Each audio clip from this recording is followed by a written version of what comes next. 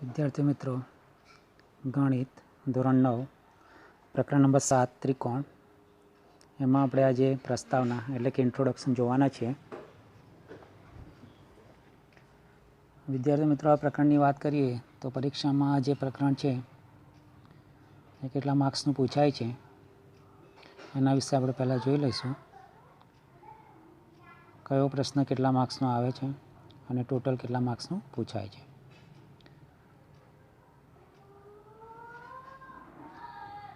विद्यार्थी मित्रों, आम तो आ प्रकरण जे छे ए कुल 6 मार्क्सनुं पूछाय छे, जे पैकी एक प्रश्न 2 मार्क्सनो अने जे बीजो प्रश्न छे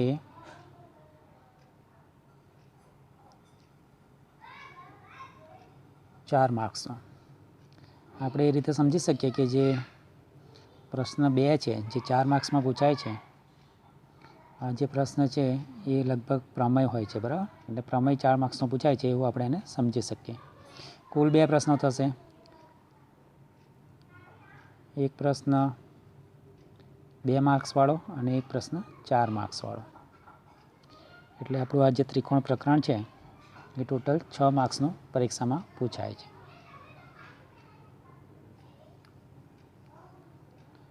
हवे आगळना प्रकरणमां अथवा तो आगळना विडियोमां आपणे जे प्रकरणों हवे आ प्रकरणमां सौथी पहेला आपणे जे प्रस्तावनामां जोवाना छे ते एकरूप आकृति विषय छे। हवे एकरूप आकृति एटले के एवी आकृतिओ जेनुं रूप एक सरखुं होय तेने आपणे एकरूप आकृति समजी ए रीते आपणे एने समजी सकीए।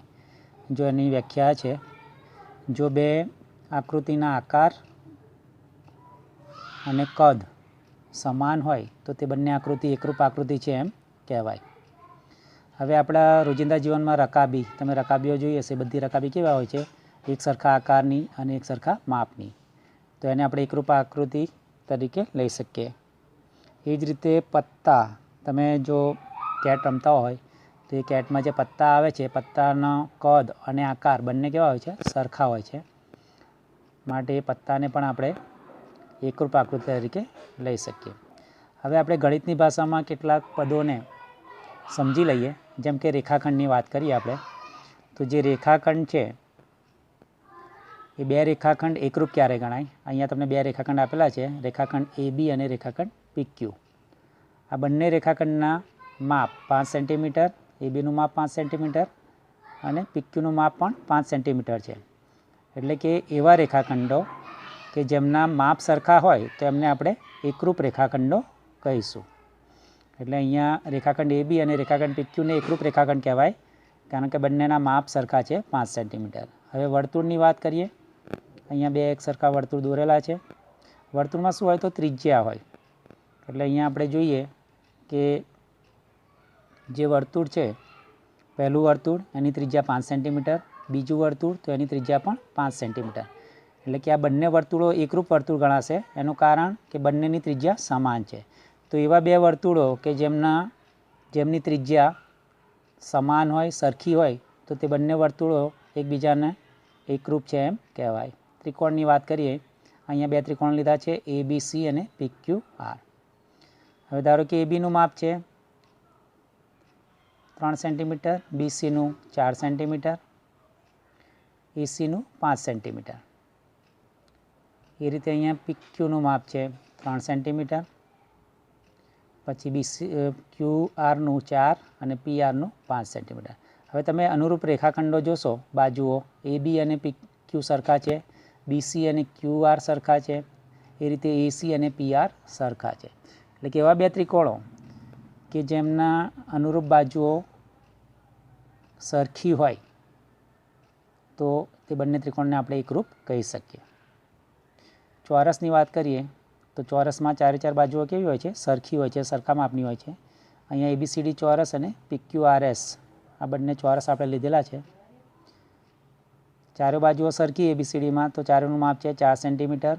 ए ज रीते अहींया PQRS मां पण QR नुं माप आपणने 4 सेंटीमीटर आपेલું છે। એનો અર્થ કે બધી બાજુઓ સરખી છે, એટલે આ બંને ચોરસ પણ આકાર અને કદની દ્રષ્ટિએ કેવા છે, સરખા છે, માટે બંને ચોરસ એકરૂપ છે એમ કહેવાય। હવે જે એકરૂપની નિશાની છે એ તમને અહીંયા બતાવેલી છે. બે એકરૂપ આકૃતિઓને આપણે આ નિશાની વડે દર્શાવીએ છીએ. એટલે કે ઇક્વલની નિશાની કરવાની અને ઉપર આ રીતે કરવાનું, તો આ એકરૂપની નિશાની થાય છે. અહીંયા તમે જોઈ શકો કે એ બી એકરૂપ PQ, એ જ રીતે વર્તુળ પહેલું બીજા વર્તુળને એકરૂપ છે. ત્રિકોણ પહેલો ત્રિકોણ બીજા ત્રિકોણને એકરૂપ છે. ચોરસ પહેલો ચોરસ બીજા ચોરસને એકરૂપ છે. એટલે આપણે આ રીતે એકરૂપની નિશાની કરીએ છીએ. બરાબરની નિશાની કર્યા બાદ ઉપર આપણે આ રીતે આવી નિશાની કરતા હોઈએ છીએ. ત્રિકોણ અહીંયા બંને એકરૂપ એટલા માટે થયા છે કારણ કે હવે આપણે ત્રિકોણો વિશે જોઈએ, ત્રિકોણની એકરૂપતા વિશે જોઈએ છીએ.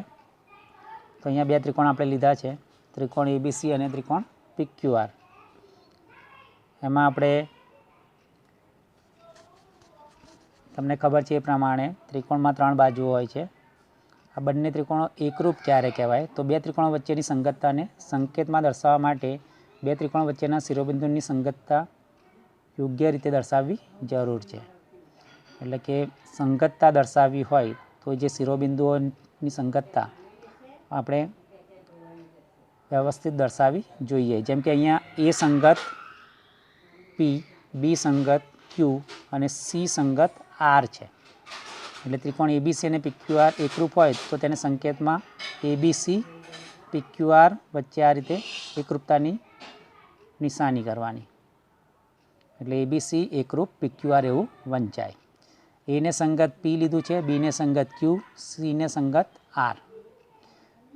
શિરોબિંદુઓની સંગતતા ખાસ જોવામાં આવે છે. જો એ સંગતતા વ્યવસ્થિત ના લીધી હોય તો એ એકરૂપ ગણાય નહીં. જેમ કે અહીંયા ABC અને QPR લખીએ તો A ને સંગત Q નથી, માટે એ જે સંગતતા છે એ રીતે B ને સંગત P નથી, માટે આ સંગતતા એકરૂપતા નથી. શિરોબિંદુની એકરૂપતા ખાસ જોવામાં આવે છે ત્રિકોણો માટે.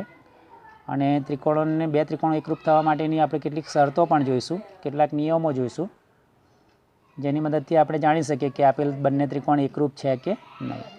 એ જે નિયમો છે એ નિયમો પૈકી કોઈ એક નિયમ લાગુ પડતો હોય તો બંને ત્રિકોણ એકરૂપ છે એમ કહી શકીએ.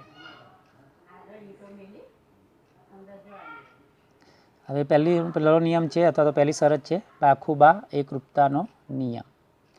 જો બે ત્રિકોણ માટે એક ત્રિકોણની બે બાજુઓ અને અંતર્ગત ખૂણો બીજા ત્રિકોણની અનુરૂપ બાજુઓ અને અંતર્ગત ખૂણાને સમાન હોય તો તે બે ત્રિકોણ એકરૂપ ગણાય. બાખુબા એમાં પહેલો જે બા છે એ બાજુ, બીજું ખૂણા માટેનો ખૂ અને ત્રીજું બાજુ, એટલે બાજુ ખૂણો અને બાજુ. એટલે અહીંયા આપણે બે ત્રિકોણ લીધા છે, ત્રિકોણ ABC અને ત્રિકોણ PQR. એ પૈકી બે બાજુઓ જેમ કે AB અને PQ એ બંને સમાન છે. એ રીતે AC અને PR સમાન છે. અંતર્ગત ખૂણો એટલે કે અહીંયા ખૂણો A થશે અને અહીંયા બે બાજુને અંતર્ગત ખૂણો એટલે ખૂણો P થશે. એટલે કે ખૂણો A અને ખૂણો P પણ એકરૂપ હોય, સરખા માપના હોય તો આપણે કહી શકીએ કે આ બંને ત્રિકોણ બાખુબા નિયમને આધારે અથવા તો બાખુબા શરતને આધારે એકરૂપ છે. અને આપણે એને ABC ત્રિકોણ ABC એકરૂપ ત્રિકોણ PQR એવું લખી શકીએ. બરાબર, ABC એકરૂપ PQR ત્રિકોણ PQR. હવે ખૂબાખૂ એટલે ખૂણો, બાજુ અને ખૂણો. એકરૂપતાનો નિયમ: જો એક ત્રિકોણના બે ખૂણા અને અંતર્ગત બાજુ અનુક્રમે બીજા ત્રિકોણના અનુરૂપ ખૂણા અને અંતર્ગત બાજુને સમાન હોય તો બે ત્રિકોણ એકરૂપ હોય. અનુરૂપ ખૂણાની વાત કરી છે એટલે અહીંયા આપણે આ પહેલો જે ત્રિકોણ લીધો એના બે ખૂણા લીધા, આ ઉપરનો ખૂણો અને આ નીચેનો ખૂણો. બીજા ત્રિકોણ માટે આ ઉપરનો ખૂણો અને આ નીચેનો ખૂણો, એટલે કે એ કેવા છે? અનુરૂપ ખૂણાઓ છે. એ જો એકરૂપ હોય, સરખા માપના હોય, સમાન હોય અને એમને અંતર્ગત બાજુ એટલે વચ્ચેની આ જે બાજુ છે બંનેમાં વચ્ચેની જે બાજુ એ બાજુ પણ સમાન હોય તો આ બંને ત્રિકોણ ખૂબાખૂ શરતને આધારે અથવા તો નિયમને આધારે એકરૂપ છે એવું કહેવાય. હવે આપણે જોઈએ છીએ ત્રીજી શરત અથવા તો ત્રીજો નિયમ, ખૂખુબા એકરૂપતાનો નિયમ. ખૂણો અને બાજુ, જેને આપણે ટૂંકમાં ખૂખુબા કહીએ છીએ. જો એક ત્રિકોણના બે ખૂણાઓ અને એક બાજુ બીજા ત્રિકોણના બે ખૂણાઓ અને અનુરૂપ બાજુને સમાન હોય, સરખા માપના હોય તો અહીંયા ખૂણો એટલે આપણે આ બે ખૂણા લીધા છે. જો એક ત્રિકોણના બે ખૂણાઓ અને એક બાજુ બીજા ત્રિકોણના બે ખૂણા અને અનુરૂપ બાજુને સમાન હોય. હવે અહીંયા બે ખૂણાઓ અને આપણે એક બાજુ લઈએ તો બાજુ અહીંયા જો આપણે આ બાજુ લીધી છે અહીંયા નીચેની તરફ, બરાબર, વચ્ચેની બાજુ લીધી નથી. વચ્ચેની બાજુ લઈએ તો એ ખૂબાખૂ થઈ જાય, એટલે અહીંયા ખૂણો ખૂણો અને બાજુ લેવાની છે, એટલે ખૂણો ખૂણો અને આ બાજુ થઈ. એટલે અનુરૂપ ખૂણાઓ છે, આ ખૂણો અને અનુરૂપ છે, બીજો ખૂણો આ બીજા ખૂણાને અનુરૂપ છે, અથવા તો અનુરૂપ ખૂણાઓ સમાન છે. અને એના પછીની બાજુની વાત કરી છે, એટલે આ બાજુ આપણે લઈએ તો ખૂબા. એવું જરૂરી નહીં કે તમે આ જ બાજુ લો, તમે આ બાજુને પણ લઈ શકો. જો એ બાજુ સરખી હોય, બરાબર, આ બંને બાજુઓ સરખી હોય તો પણ એ ખૂબાને આધારે આપણે કહી શકીએ કે બંને ત્રિકોણ એકરૂપ છે. હવે આપણે જોઈએ છે બા એકરૂપતાનો નિયમ, ચોથો નિયમ અથવા તો ચોથી શરત, બાજુ બાજુ બાજુ, જેને ટૂંકમાં આપણે બા કહીએ છીએ. જો એક ત્રિકોણની ત્રણેય બાજુઓ બીજા ત્રિકોણની ત્રણેય બાજુને સમાન હોય તો બંને ત્રિકોણો એકરૂપ હોય. એક બાજુ 5 સેન્ટીમીટર, સામે પણ એક બાજુ 5 સેન્ટીમીટર, બીજી 7 છે, સામે બીજી પણ 7 છે, ત્રીજી બાજુ 9 સેન્ટીમીટર, સામેના ત્રિકોણમાં પણ ત્રીજી બાજુ 9 સેન્ટીમીટર. એટલે અહીંયા 5 5 7 7 9 9, ત્રણે ત્રણ બાજુઓ કેવી છે? સમાન છે. તો બાજુ બાજુ બાજુ એકરૂપતાના નિયમને આધારે બંને ત્રિકોણ કેવા ગણાશે? એકરૂપ ગણાશે. હવે કાકબા, પાંચમો નિયમ અથવા તો પાંચમી શરત છે. કાકબા, કોણો અથવા તો કાટકોણ ત્રિકોણ.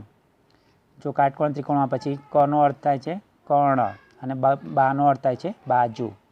એટલે કાટકોણ ત્રિકોણમાં કર્ણ અને બાજુની વાત કરવામાં આવે છે. જો બે કાટકોણ ત્રિકોણમાં એક ત્રિકોણનો કર્ણ અને એક બાજુ બીજા ત્રિકોણના કર્ણ અને અનુરૂપ બાજુને સમાન હોય, એટલે કર્ણ લેવાનો છે આપણે. બંનેમાં કાટકોણ ત્રિકોણ છે એટલે આ 90ના ખૂણા આપણે બતાવ્યા, બી અને ક્યુ. કર્ણ તો 90ની સામેની બાજુને કર્ણ કહેવાય, તો ખૂણા બીની સામે છે એસી, એટલે એસી કર્ણ. એ રીતે ખૂણો ક્યુ 90નો છે તો એની સામે પીઆર, તો પીઆરને આપણે કર્ણ કહીશું. એટલે શું છે નિયમમાં? જો પહેલાં તો કાટકોણ ત્રિકોણ હોવો જોઈએ, કર્ણ સરખા હોવા જોઈએ, અને એ સિવાય એક બાજુ સરખી હોવી જોઈએ. કર્ણ અને અનુરૂપ બાજુ સમાન હોવી જોઈએ. તો ધારો કે આ બંને કર્ણ સરખા માપના હોય અને એક બાજુ આપણે આ બાજુ લીધી છે એ બી, તો સામે ધારો કે પીક્યુ સરખી હોય, એ બી અને પીક્યુ. તો કાકબા નિયમને આધારે આપણે કહી શકીએ ત્રિકોણ એબીસી એકરૂપ ત્રિકોણ PQR. હવે કેટલાક પદોને અથવા તો વિધાનોને સમજી લઈએ. એમાં પહેલું છે સમદ્વિ બાજુ ત્રિકોણની બે સમાન બાજુની સામેના ખૂણા સમાન હોય છે. સમદ્વિ બાજુ એટલે કે દ્વિ એટલે કે બે બાજુઓ. જે ત્રિકોણમાં બે બાજુઓ સરખી હોય એને સમદ્વિ બાજુ ત્રિકોણ કહેવાય. અહીંયા એક ત્રિકોણ આપેલો છે, આ ત્રિકોણ એબીસી નામ આપ્યું છે આપણે એને. એબીસીમાં બે બાજુઓ સરખી લઈએ, ધારો કે એબી અને એસી સરખી છે તો બંનેને સરખી નિશાની વડે દર્શાવ્યા છે. તો એની સામેના ખૂણા, તો સામેના ખૂણો બી અને ખૂણો સી આવે. એબીની સામે ખૂણો સી, એસીની સામે ખૂણો બી.